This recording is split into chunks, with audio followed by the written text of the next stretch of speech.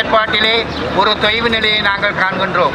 எனவே இருக்கின்ற அதிமேதகு ஜனாதிபதி அவர்கள் தேர்தல் காலங்களிலும் சரி, புத்தளம் மன்னார் போன்ற டிசிசி கூட்டங்களிலும் இந்த பாதை திறப்பு விடயமாக கலந்துரையாடி இருந்தார். இருந்த போதிலும் அதில் ஏதோ ஒரு தடங்கள் இருப்பதை நாங்கள் அறிகின்றோம். அந்த தடங்களை நாங்கள் நிவர்த்தி செய்யும் முகமாக ஒட்டுமொத்த வடமாகாணத்தில் இருக்கின்ற மன்னார் உட்பட புத்தளம் போன்ற மாவட்டங்களில் இருக்கின்ற மக்களின் ஏகோபித்த முடிவாக இந்த பாதை திறக்கப்பட வேண்டும். இந்த பாதை திறப்பினூடாக பல மணி நேரங்களை நாங்கள் மிச்சப்படுத்த முடியும். அதற்கப்பட்டு 2019 வரை இலங்கை போக்குவரத்து சபைக்கு சொந்தமான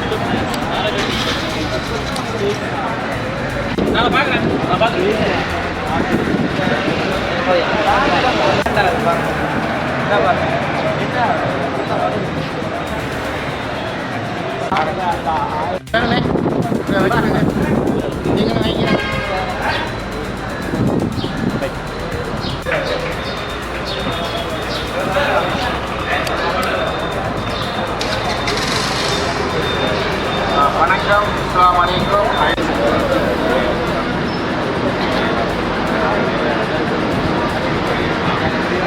வணக்கம்.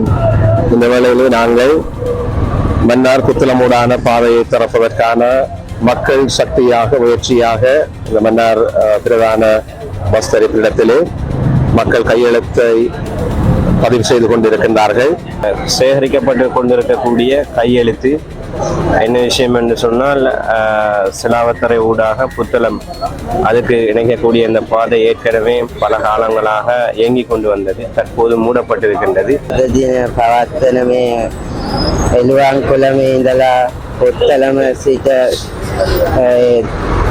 කෙටි මාර්ගය සඳහා ජනාධිපතිතුමාගේ අවසරය මත මේ කාර්ය සකස් කර දීම සඳහා අනුබල ලබා දෙන ලෙස මම කාරුණිකව ඉල්ලා සිටිනවා.